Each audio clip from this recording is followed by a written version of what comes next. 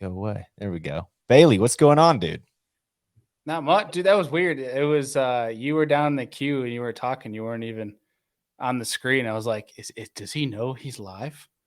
I was like, what is It was like it wasn't letting me add myself to the stream. So, anyways, audio people will be like, "Oh, it sounded normal," but video people are like, "Oh, there's the vote." that nice 25 seconds of dead air, but here we are. We're out. Oh man. Well, It's dude, funny. We have, this is just, it'll be the different echelons of podcasting here tonight. We got our professionally unprofessional selves, and then we have the man, Joe Cermele from MeatEater, the godfather of outdoor podcasts, coming on here tonight. And it's like, he's just sitting there. He's like, these scrubs, they're not even realize they're talking right now. Dude, yeah, like before the interview, Joe and I were chatting earlier today. I'm like, yeah, this is kind of how we do things and this. And I'm like, I know it's not quite the level of Bent and with MeatEater and all your crew. And he goes, dude, I know exactly where you're coming from. Believe me, I've been through it all. And so it made me feel a lot better because I'm like, yeah, well, we're not quite that level, but happy to get someone on that way anyways. Maybe 20%. I think I'm really curious to see like how much back end work, like after they're done filming or recording, of like how much editing, like what the time process looks like to get an episode out. Because I've been listening to the show for a while, and obviously it's a really good production. It's always crisp, always clean, it's organized. And then like you go back and you listen to us, and we might have like quality content we talk about, but it's just like click record, start talking, click stop, post, and then that's it. That's it. So Sure. I'm actually really curious about like the whole process of the MeatEater show and like kind of like what that whole routine looks like. Yeah, man. No, I'm excited to get into it with him. And again, we will get him in here, guys. We've got Joe Cermele coming on. He has been someone in the outdoor fishing industry, I would say fishing media space for a while here, and kind of has a very cool career in that progression. And that's really what I wanted to get onto on today's show on Business from the Bass Boat, is really dive into someone who has made a career in this industry that we like and just want to really go through all of that. So let's get him in here. Joe, what's going on, man? What's up, gents? How are you? Doing well. How are you? Good. So I was listening to all that from the little backstage of this. You guys don't give yourselves enough credit. I think the show sounds great, and I can't give myself any credit for how anything I do sounds, because now at MeatEater we have professional audio people that do that. So it's just funny hearing you say that. We did talk about it earlier, Adam, and my first podcast years ago, I bought all this stuff and just went on YouTube, like, how do I record a phone call? And the way that I did it, looking back, was horrendous. I wish all this technology that's here now existed back then, because it would have been much cleaner. So, for sure. No, man. That's exactly right. Like what's really cool to me is, and we kind of got into it, is your guys' process. But I mean, and we'll dig into really the whole MeatEater situation down the road. But have you seen just a massive evolution in podcasting from when you got into it and started things to where all this stuff is more attainable and accessible for people like us, kind of where we're at? 100%. And to be fair, I came into podcasting very late. I was really not into it for a lot of years. I'm sort of sorry that I didn't jump into it a little sooner. But prior to joining the MeatEater team, I worked at Field and Stream for 12 years. I was the fishing editor there for a decade of that. And I had a video series, and then it just hit a point where it's like, well, how do I expand on this? And the only natural thing seemed to be, because it was so community based, well, let's make a podcast. So I was really reluctant to get into that. And I almost feel like there were two waves of this. There were the podcasters that got in really early before anybody really cared. And then it kind of lulled out. In fact, I even remember conversations when I was at Field and Stream. They were sort of like, should we do this? Should we dive into podcasting? It's like, we should, maybe. I don't know. And yeah, in a very short amount of time, that wasn't that long ago at all. It was only a couple years ago. I was, recording with Skype and a Zoom recorder, having no idea what I was doing. The technology, and I honestly, I also think that a little bit of that I hate to say it was almost like COVID fueled, like with the jump in Zoom technology and mobile meeting and digital, hangouts. It was just a natural progression that people were going to start figuring out how to allow you to record a pretty decent podcast, if not an excellent podcast. As long as you have a decent mic, man, you can do it you don't have to worry about anything. It's pretty cool. It's pretty powerful. Heck yeah. Dead on. I remember when I got started with Skype a few years ago, like before COVID was ever a deal. And I remember just like having trash internet. So I'd like have some guy on and I'd be like super excited to talk fishing. And then halfway through Skype would just crash. And then you'd have to like redo it like 30 different times. And like, it was just such a catastrophe till I found StreamYard. Yeah. I feel so bad for I remember trying to do it, hooking my laptop up to a Zoom recorder. And this is getting a little in the weeds for like a little techie, but you guys will appreciate it. And then I would use the Google phone because it was free. So I'd place the call with that. But each time it was just like you were crossing your fingers, like, please sound okay. Like, please sound okay.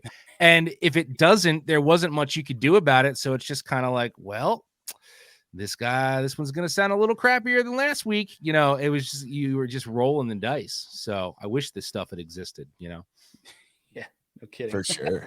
No, I feel like too, so kind of on another side note, but I had Business from the Bass Boat podcast before merging with the Serious Angler podcast. And I had my own kind of way of doing things and post editing and all this crap taking too much time. And then like Bailey and Andrew were like, dude, why just use this StreamYard thing? It's fast, it's easy. You don't necessarily have to don't get into the weeds about it. And that's been more of my mindset, right? Especially without having those resources or really wanting to spend hours on going back through stuff. And it's funny because like you said, you have all these different ways people do it, but what's cool is that people are able to do it and get kind of their own viewpoint out there. Absolutely. Yeah.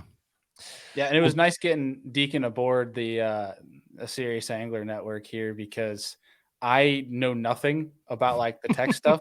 Right. Like I'll like edit things, I'll post it. Like I'm very OCD as Deacon. I'm sure I've driven him nuts multiple times on like just like the the editing, the video editing, all that stuff. But like when it comes to like mics and stuff, I'm like, dude, I don't even know where to start. You have to help me here.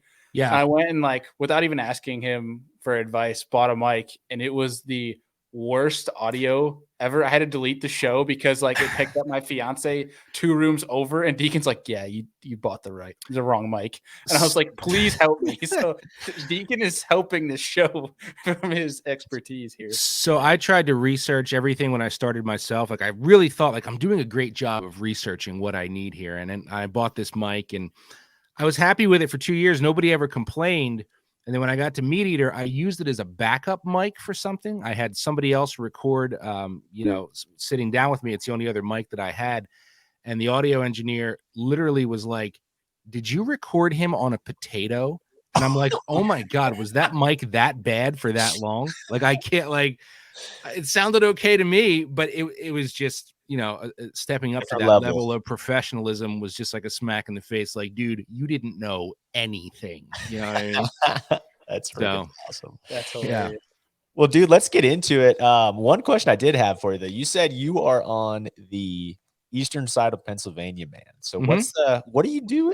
Are you an ice fisherman? Are you a guy that goes and fishes in rivers? What do you do in the winter? So I'm an ice fisherman when we have ice, but I live on that strange dividing line in the country where we miss a lot of weather. It's either brutally cold here or super warm. Like it's January now. There's not a stitch of ice where I live. Yeah. Oh yeah. And I'm right smack pretty much in the middle of Pennsylvania, far east side, right on the Delaware River across from central New Jersey. I grew up in New Jersey. And I always joke that I only moved to PA for the tax break. Like it's just cheaper to live here. So you just hop the river and buy a house over here. But I enjoy ice fishing very much. I don't get to do it very often. I've done more of it traveling than locally because it could be 3-4 years, between having good ice here. Some years it's amazing. Most years it's not. So I don't even own, other than some rods, I don't have piles and piles of my own ice fishing equipment. I usually would just jump on, with buddies who have everything and go.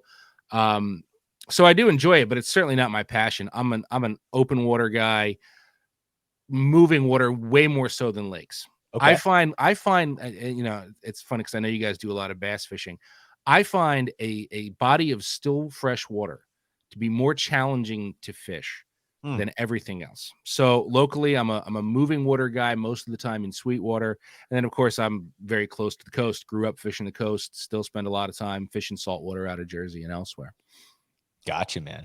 Well, dude, and part of that, right? I mean, like from a standpoint, you hear this all the time, especially with guys that Bailey and I interview. It's like, dude, if there is at the bass tournament setting, like there's always some guy that's going to go run up a river, and Mm-hmm. and here's the deal: fish in the current are there to feed, and they're Mm-hmm. going to be placed in a specific spot. Yep. And that's why they do it, right? There's certain guys who just are like, man, I'd rather go do that than go figure out the main lake. Like I'd rather go catch them Oh, in the river where they're ready to eat. yeah. Yeah, I feel the same way. And you know, I grew up fishing some local, you know, small lakes and things, but um I always say you can put me on a river anywhere in the world. Snap your fingers, put me on a river. I don't care where it is. I'll figure out where the fish are because it always sets up the same way. You Yeah. know, a lake to me, especially a big lake, is so daunting. And you know, fishing in general, I'm a firm believer in you know, having, I don't know, 4, 5, 6 places that you know like the back of your hand rather than dabbling here and there. I really do believe in, you know, seeing home waters, especially in every condition, and really knowing them well. And you know, I'll end up on these big lakes sometimes with friends or while I'm traveling, and I just look out and I'm like, it would take me forever to figure this all out, you know? So, you know, with a river, it's like each new bend, especially if you're in a boat, like each new bend is new possibilities. But there's some smaller stuff here, smaller lakes, smaller musky lakes that I've done some fly fishing on. Still haven't caught a muskie, Okay. moved some, but it's just so different. You know, you row drift boat around this lake and you're super focused, and eventually you come back to where you started, and it's like, well, guess we'll go around again. You know what I mean? Like it's like it's the non-changing aspect of it. So Sure. with that said, I have the utmost respect for guys who are really good stillwater, big lake fishermen. I recognize what kind of skill set and how different it is to be really good at doing that, you know. Sure. Sure. Sweet, man. Well, I agree. I think it's what makes this industry so cool is all the different ways guys get into it and the little niches of bass fishing and super Yeah. saltwater fly guys. It's just it's a cool thing. And dude, I think that's a good segue. Let's get into kind of your career and really what kind of launched you into the fishing industry. You mentioned the Field and Stream gig. I Mhm. guess is that where it started for you, or what was kind of your role getting into things? No, it started before that. So my first gig was actually while I was still in college. There was a local magazine called the New Jersey Angler, Okay. and I started out. They were, you know, happy to bring me on as an intern. You know, and it was a small organization, so they'd never had an intern before. One of my professors kind of talked them into it, and they let me do it. And you know, I was doing everything from sitting at fishing flea market tables, selling subscriptions for them, to covering the local bass tournament of the, you know, Lake Patcong Bass Club or whatever it was, driving down to South Jersey, covering the shark tournament. And it just sort of expanded from there. I started writing some features for them, built a little portfolio. But the funny thing is, the launch was, I don't want to say it was accidental, but it came on very late. Like my two passions were always fishing and music. I always grew up playing in bands, Okay. and I wanted to go into recording. That's what I wanted to do when I was in high school. Mm. And found out that was harder than I thought, because to get into those programs, you actually like have to be able to read music, not just play punk songs and stuff. Yeah. So I could always write really well. I always enjoyed writing. So I switched to journalism in college. And it wasn't until my, I don't know, sophomore, junior year when I was like, well, what can I write about as a career? Oh, I like fishing. So let's see where that goes. But really, especially early on, it's funny because it's very similar to making it in a band. A lot of my success came from being at the right place at the right time, meeting the right people at exactly the right time, their willingness to give me a shot just based on, you know, I guess a fire that they saw that I had for this. And then, you know, grinding it and working my butt off to prove that I should be there, and just, you know, leveling up. But I get that question more than anything. People, or, you know, young people especially, are always like, how do I want to do what you do? You know, how did you get there? And that's the truth. You know, a lot of things Yeah. in life is being in the right place at the right time, meeting the right people at the right time. I could get through the whole progression of how it went from the New Jersey Angler.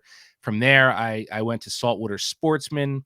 They hired me full-time right after I graduated. I was an intern there, and they hired me full-time. Field and Stream was a sister publication. I ended up going there and working on the website, which is funny because this isn't that long ago. I mean, we're talking about 2007, 2008. And at the time, Field and Stream had one guy working on its website. So it's weird in terms of a progression, because I came into this at the very tail end of print still being king. You know what I mean? There was no Facebook, there was no Instagram, there was none of that. None of that mattered. And very early on, even these magazines' websites, it didn't really matter that much. It was like an afterthought. It was like, yeah, we have to have this website, so we'll have it.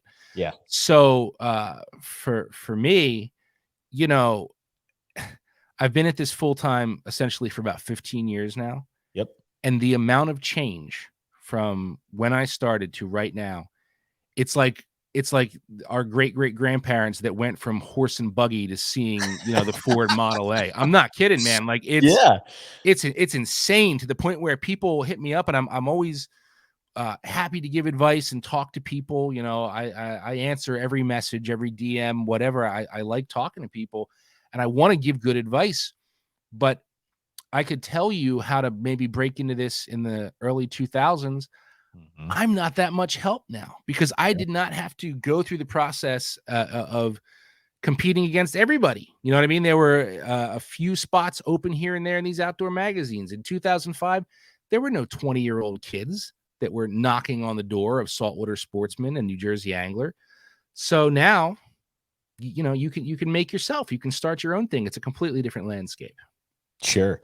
No, and I think, though, the lessons that I'm taking away from that, for anyone kind of interested in this realm, and honestly anything in life really, is especially I think everyone, I certainly anyway, have experienced that to some extent. When you show that kind of passion and fire to somebody that is they see that kind of interest, and they're willing to take a chance with you regardless of the situation. I mean, people are it's a almost a charismatic thing. And I've seen it from the opposite end of like even some high school kid wanting to go fishing or something. It's like, oh, this kid's got it. Like he really, really enjoys this. He wants to make this happen. Yeah. And being there and putting yourself in those situations, and it may be uncomfortable to go in and talk to somebody that's double your age about, hey, their job and this and that, but you get comfortable in those situations, and that's how you get to these opportunities. Yeah, I think, man, I certainly don't want to, come off as a downer. I think one of the other things, though, that's changed, and this is certainly not, exclusive to fishing, this is a lot of industries. I think the big difference also now, between now and when I started in 2005, is that it was a different time when people were willing to take a shot. In other words, Saltwater Sportsman took a shot on a kid who knew nothing. I'd written a couple tournament articles. They just saw the fire, and I had some recommendations, and they could take the time to groom you. You know what I mean? To teach you something. Now, dude, you see a job posting, it's like requirements. It's like there's 4 people in the world who can hit all those things right out of the gate, and one of them is probably the guy that just quit. So there's not as much room, because time is money, and there's budgets, and fast, and get it posted quickly to take a kid under your wing within an organization and pay them, knowing this kid's going to need some polish. We're going to need to work with this kid. Very few people have the time to do that anymore. And I stepped into that like last era where, the guys above me who'd had much longer print careers were like, all right, we'll get this kid up to speed. You don't see that as much anymore. Yeah, I'll say firsthand, that was my case in working in PR. Now, I had no PR experience, but I think like if you're passionate about something and like you're willing to, put in that extra, inch that no one else is really doing, or work that extra hour that when everyone else goes home, like if you're willing to show that and show passion, you have knowledge of that, whatever industry that you're working in, I think people are willing to take a chance. Cause I was straightforward with the guys over at Gunpowder. I was like, I don't know PR. I haven't done PR, but they're like, took a chance because I somewhat know fishing. Yeah. And it worked out pretty well. and that's cool. But I think it's a dying breed kind it's of. it's very difficult to find your shot, and you're looking for your shot while hundreds of thousands of other people are like, well, I'm going to make my own shot on a podcast Right. or YouTube or whatever. You're not competing. You compete against everyone now. It's tricky. No, and I think that's a good point. That the game has changed. The one thing that I will disagree with from that standpoint, and this was more on kind of my outside of podcasting, is the farm and ranch real estate world. Mhm. I approached a couple of guys and I made my position happen from a standpoint of like there wasn't a job listing. I think like one of the hardest things is to go and look at job listings and be like you said, I mean, because it's ridiculous. It's like, how are you going to pay me a beginning salary when I don't have any experience? I'm coming out of college. Like I'm not there. And so I think that if you can almost create something that hasn't been listed yet and get in before maybe something gets posted and create a role somewhere, I think is a big part. And like you said, like especially with COVID, I think that this is a time period where you are seeing a lot of people, like the job markets are hot from that standpoint. Like there's a lot of opportunity to get jobs in a lot of different things, but also people are like, do I want to be my own boss and create something on my own? Absolutely. So which route is better depends on who you are, right? Think, and it depends on what you want to do. But like in kind of your situation, things can get picked up and you get picked up somewhere else because of something you were doing personally that had nothing to do with your career. Yeah. That's an interesting conversation. And I think it's one for an entire new show and whatnot. But like with the whole COVID thing and the whole like negative side of like a bunch of businesses like failing, I'm also curious to see the flip side of like how many remote businesses were started. Like people that were like sitting at home, had nothing to do, that an idea pops up. They're like, hey, let me start that. I could probably unrelated to fishing. I could probably like rattle off 5 that, from people that I look at these businesses and I'm like, what are you like? You think that's going to work? And I wish them all success, but the reality, I want to know how many are going to sustain. That's the thing. You know what I mean? Post all this. Yeah. That's I gotcha. Yeah. Well, Joe, I mean, so your role, let's get kind of back into, I told you there's going to be a bunch of sidetracks to what we do. No, man. Back into the Field and Stream fishing editor role. So you're here, and what really got you going on hook shots, or where did that come about to get into your the podcast space? Yeah. So, I mean, hook shots had very humble beginnings. I've always been the kind of person that wants to learn new things just because it seems like a good thing to know. So, between New Jersey Angler, Saltwater Sportsman, and the first couple years at Field and Stream, I was pretty handy, with a camera. I could take a picture that would hold in the magazine. I was writing a ton, and the only thing I didn't have was a video camera. So for Christmas, my dad's like, what do you want for Christmas? I'm like, I don't know, give me a camcorder. I didn't even know why I wanted it. So I had the thing and just started tinkering with it, and asked my editor at the time at Field and Stream. I was like, can I start a fishing show on our website? He's like, yeah, go ahead. It was as simple as that. You know what I mean? It was just like, you want to give it a shot, go right ahead. If it works, it works. If it doesn't, it doesn't. But go ahead, man, give it a shot. And if you look back, so that would have been around 2008, I started that.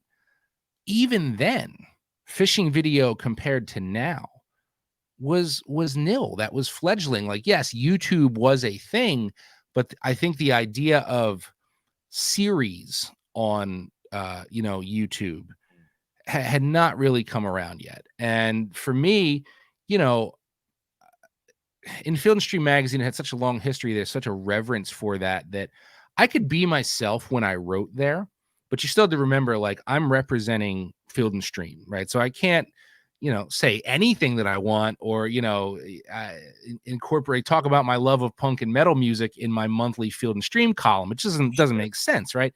So there was always like the Field and Stream Joe, and then the Hook Shots Joe. And Hook Shots was just basically sort of the anti-fishing show. It always bothered me, like, as much as we love Bill Dance and Hank Parker, grew up watching these guys. It's like the show starts on the boat and ends on the boat.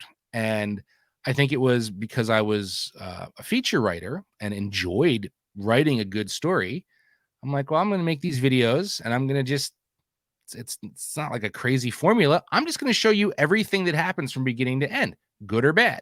You know, we're not going to manufacture anything. We're not going to craft anything. And it was a combo of that and not striving for destinations. You know, I got to go to some amazing ones in 11 years of putting that together, you know, crazy places, the Amazon, things like that.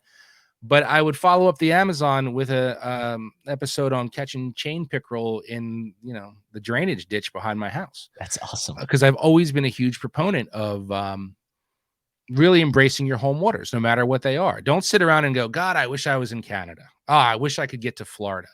You know, if what you have is a creek down the street with smallmouth, if what you have is a couple ponds with bass, once you sort of lose the fire for what's in your backyard, that's dangerous to me. You know, embrace what you have. And I think Hookshot's really sort of expanded on that. So if I got to go somewhere cool, I was very open with like, oh my God, I can't believe I'm here either, guys. But come along, like, let me show you. And it's not all going to be pretty. I mean, a lot of crazy stuff ended up on camera, and it was very low budget. I was the host and videographer and editor, and I found all the music. But it worked. And you know, it was not a commercial success in the sense of, look, I'm not the Guggen Squad now, right? Like I didn't have millions and millions of followers, Sure. but it created a community, a very tight, loyal community.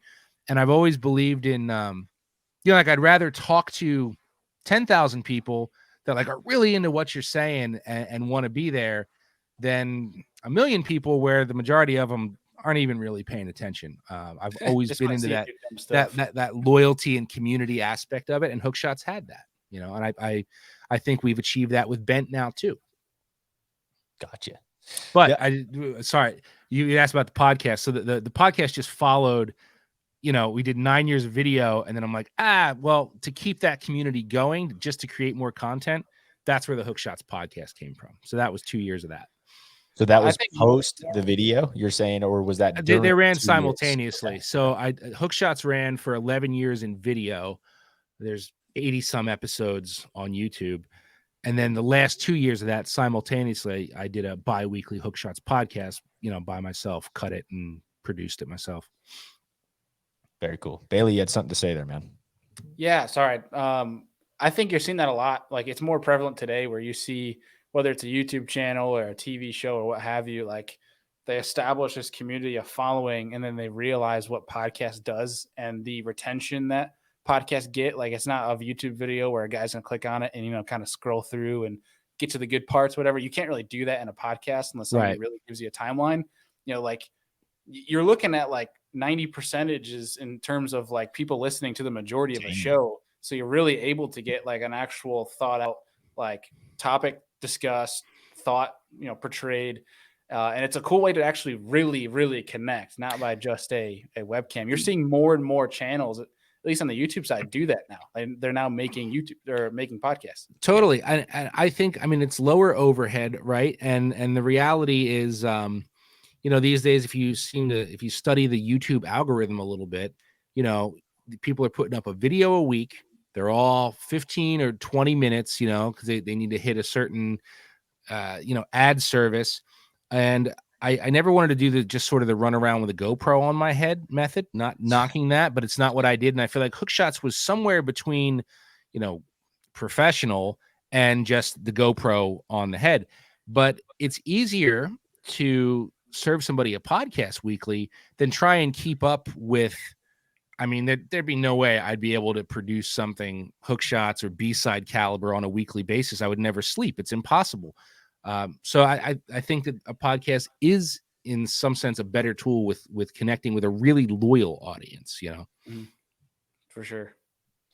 I'm actually, I mentioned it in the introduction, Deacon, if you don't mind. I'm actually really curious, like the process and time it takes to film and produce one Bent show.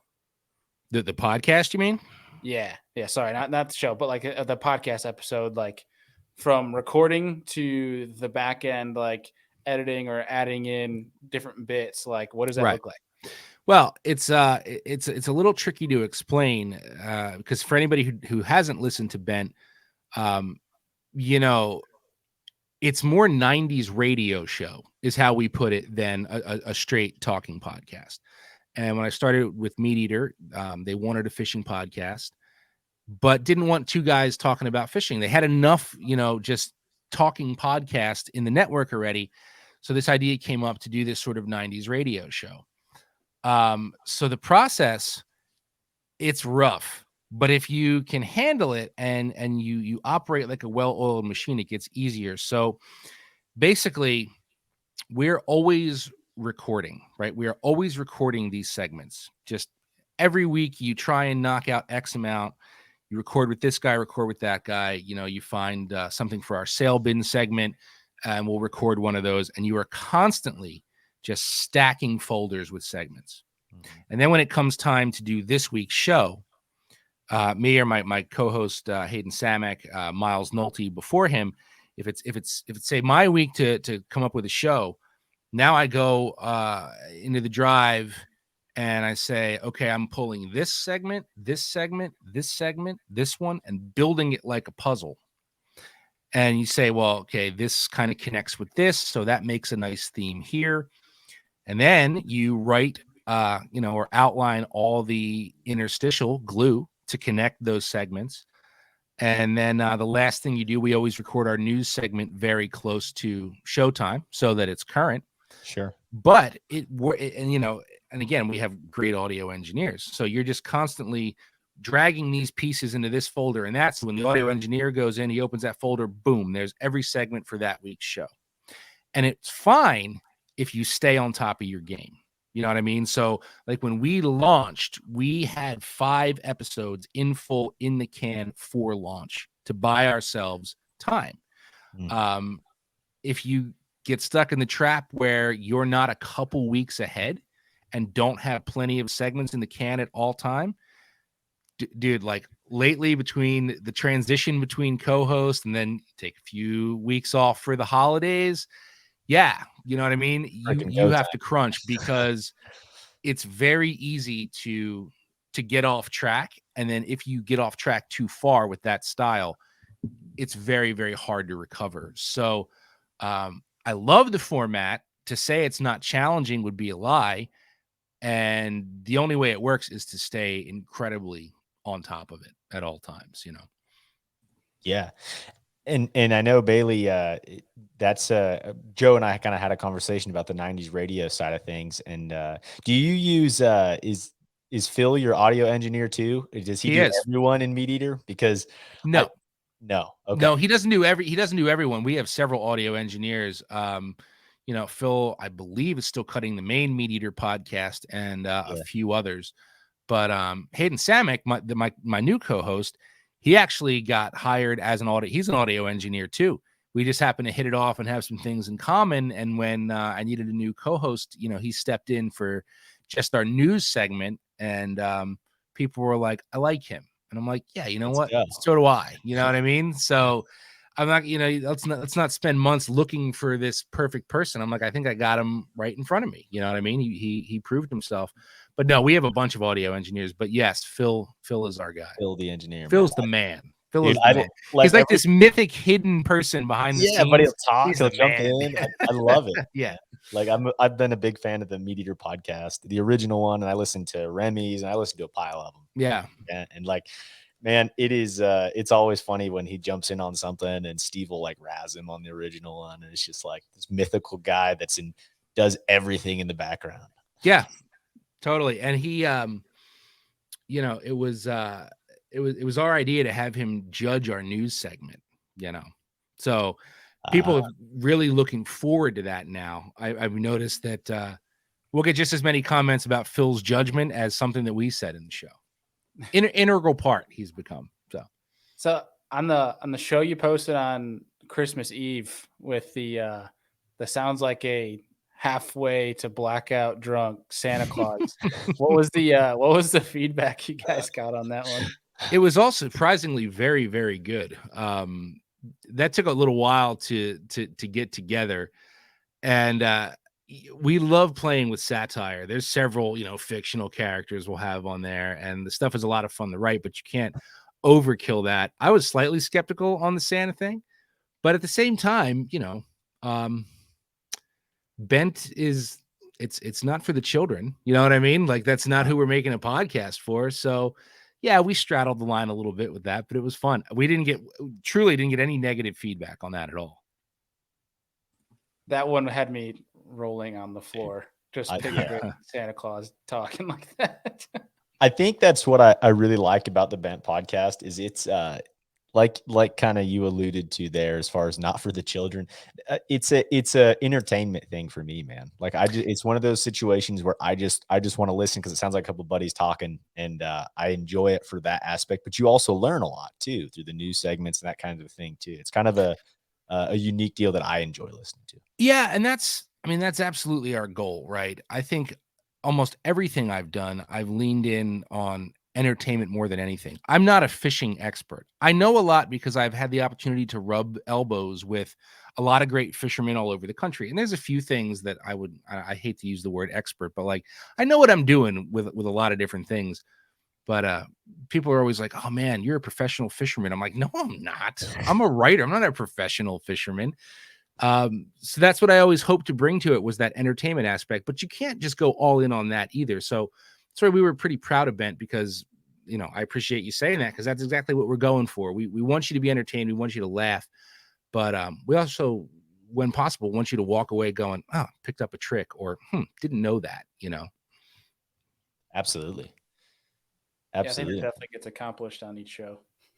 Cool. Good. Yeah. Good. This is we're reaffirming what we're doing. This is great. Yeah. And boys, I actually have I told Deacon this offline. Joe, I don't know if I actually mentioned it to you, but I still have a bunch of work to get done for today, and I actually have a meeting that came up. So I'm going to run and leave you two to complete today's show. But regardless, Joe, buddy, it was good to put name to face. Yeah, man. Appreciate it, Bailey. You're ditching us for a Zoom call, man? Yeah, Come on. honestly. I know. You can call Chuckle. You can call Chuckle, yell at him. There you go. I know. I've known Bailey's boss for years. Get in there and you tell him Cermele said that was rude of you to leave and you should come back to the podcast. Whatever it is, it can wait. You can tell him I said that. I'll wait till after we're in after our ice fishing trip in Minnesota next week. So I don't have to see him after I say that. Right on. Yeah, there you go. Well, boys, it was good chatting with you. Joe, we'll talk to you soon. Yep, good hanging out, brother. Thanks for coming on, dude.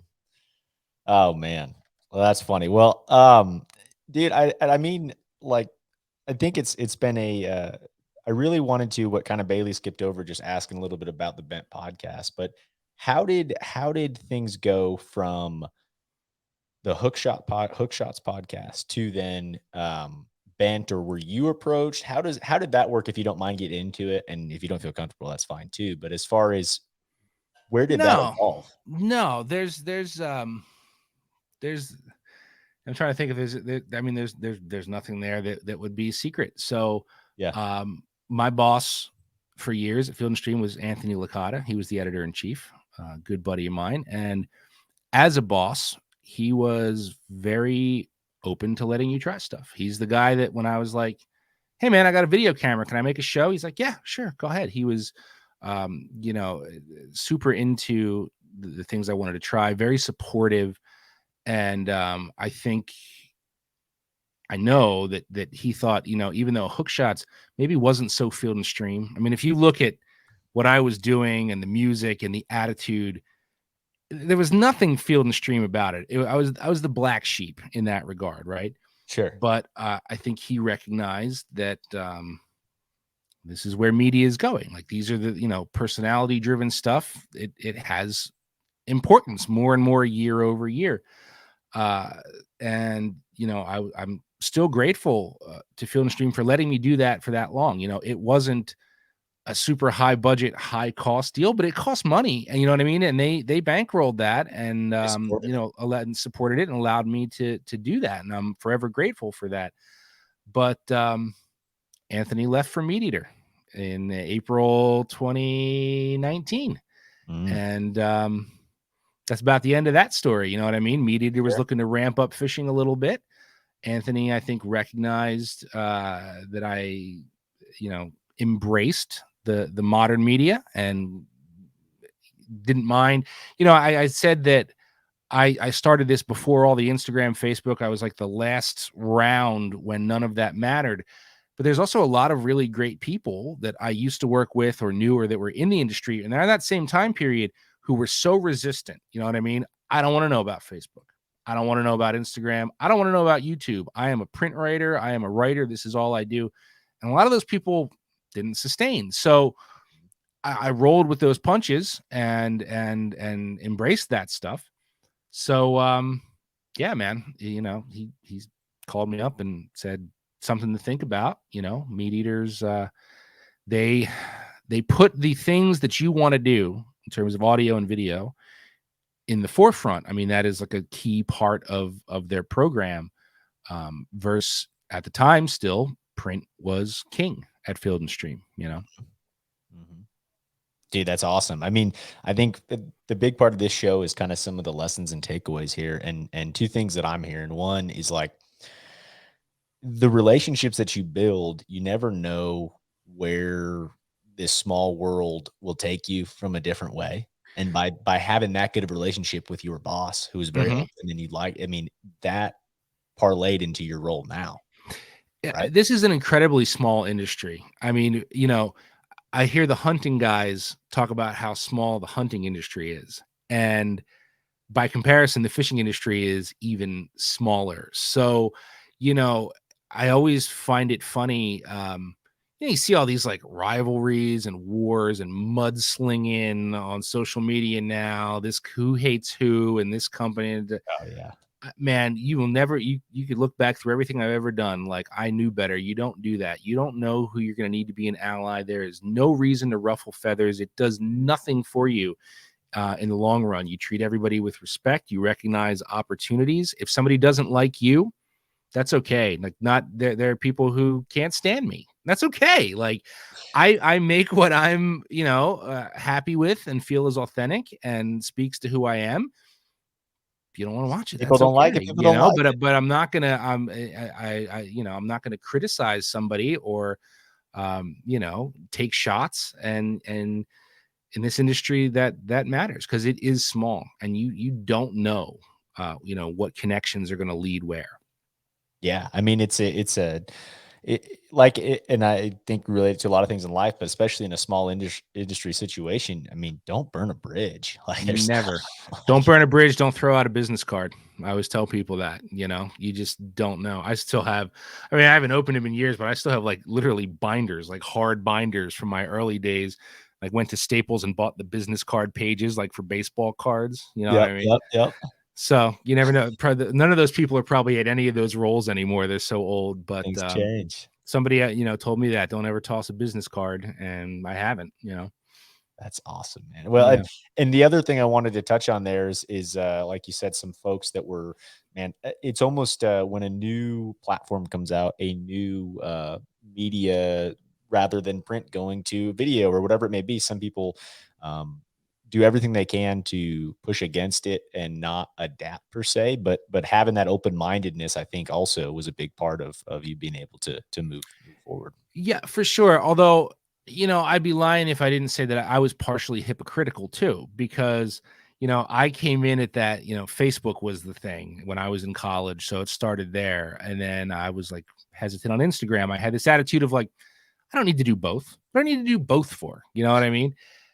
So now I'm on both, and you know, I do the whole Instagram thing, but now I'm like, what are these kids in their TikTok? Oh, dude, nobody needs that. But that's the wrong attitude, and I know that because you can't ever bet that you're going to be right with that stuff. You know, Snapchat, Instagram. But you know, as I get older, I'm like, I'm putting so much into this, and this. I don't have time for that, and that might end up shooting you in the foot. You know, but to defend myself, I'll say that I was there when it was like 3 choices, MySpace, Facebook, whatever. Now it's like, I can't be on all these things. I don't have time for all that, you know? Right.